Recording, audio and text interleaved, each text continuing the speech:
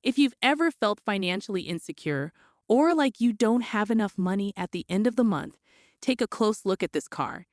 It may appear insignificant in comparison to your overall spending, but the reality is that it could be robbing you of a comfortable financial situation. Welcome to Cashflow Canvas, where we teach lessons about investment and money-saving techniques. If you want to make your financial future better, make sure to like this video and subscribe to our channel for the latest updates. Just about everyone loves a shiny new car with all the modern features. There's nothing else quite like it that really shows you're doing well financially. Inexpensive car is a sign of wealth and success. At least that's what some people think. In reality, most people driving nice cars are in debt and have no idea what they're doing. With the average new car payment of $716 per month and the average used car payment of $526 per month according to bank rates, this is not suitable for the average budget. That car payment is so large that it's painful to make that payment every month. There's nothing left over to save for a rainy day, enjoy a meal out, or invest in a home, all of which could be done if there were no car payment. Instead of keeping their transportation expenses to a very low percentage of their income, some people feel the need to spend as much as their income can handle on a vehicle, which sometimes means cutting back in other areas to make up for it. If you have $1,000 in your budget, that could be spent on something else. It would be a better choice to set aside $200, $300, or $400 per month for a car, and save the rest for something that doesn't sit parked in your driveway for the majority of the time. Consider it: if you drive your car for 1 hour every day, that means it's parked 96% of the time. That's a pricey lawn ornament. If you're like most people, you're financing a car rather than paying cash because you can't afford to buy it outright. But this isn't free. There's a big cost to this.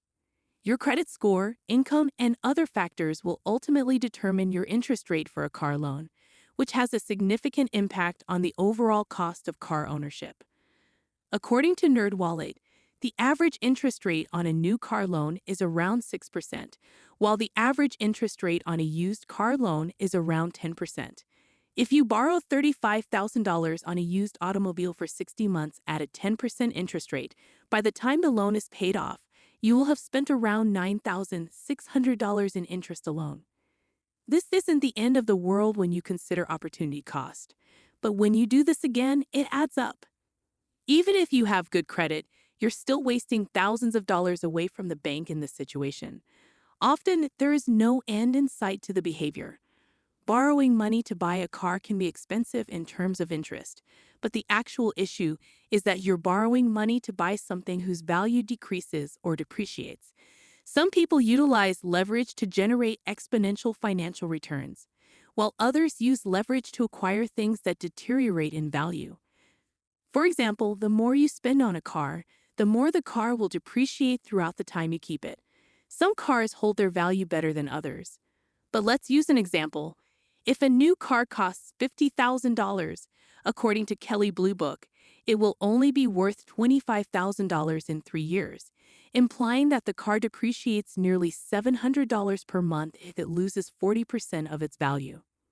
You've still lost $20,000 or $555 per month to depreciation. In most states, there is a sales tax that you must pay when you buy a car, further adding to the cost. Your state charges 5% sales tax on cars that $50,000. If you trade in a vehicle, you may receive a tax credit, but it is still an outlay that would be minor on a cheaper car. Furthermore, insurance costs are nearly always higher for newer automobiles, even if they have additional safety features. The worth of the automobile influences the cost that the insurance company will have to pay to repair or replace the car if it is damaged. The more valuable the car, the more it will cost to replace it. You must accept that you will always have a car payment in some form or another. Unless you rely on public transportation, the madness of the car market in recent years, when used car prices have skyrocketed, unless you're buying collections automobiles as an investment, rows shouldn't be considered the norm. There are always expenses associated with autos. Even if you own a car outright, there is a cost associated with it that you may not be aware of, monthly payments, but the automobile is still losing value on a regular basis. Additionally, even if it does not break down, the tires, brakes, and suspension are all wearing out virtually every time you drive it, and this comes at a cost. Ownership costs are not eliminated. Discuss the possibility of purchasing a used car to save money. Consider purchasing an automobile that has already lost a significant amount of its value due to depreciation, but still has several years of life left in it before it becomes more hassle than it's worth due to interest depreciation. You have high insurance and taxes on a brand new car. A good used car will save you money and all of those things, but you're likely to have increased maintenance costs because the components are older and will need to be maintained. If the increased maintenance costs combined with lower amounts of depreciation, lower insurance premiums, and less taxes come out to $400 per month, so you're still saving $600 per month if you invest the money you saved by not buying an expensive newer car every few years. You'd be surprised how much you accumulate over time by purchasing a reliable used car instead of something pricey. If that $600 were invested in the S&P 500, earning an average return of 10% per year, you have nearly $1.4 million over the course of a 40-year career. This is after adjusting for a 3% inflation rate, and it increases contributions with inflation. That 40-year is a long time, and there are many variables in this example, but compare it to the alternative of throwing an extra $600 per month away for the sake of having a nice car. You can also invest this money in other ways, such as taking your family on vacations to foreign countries, or by paying down your mortgage to live a debt-free lifestyle for individuals who appreciate driving luxury cars.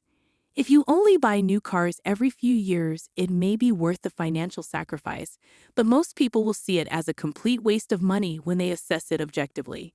To look rich, or because that's just what everyone does and you have to have the latest and greatest, you might want to reconsider your priorities and ask yourself why you care about looking rich at all.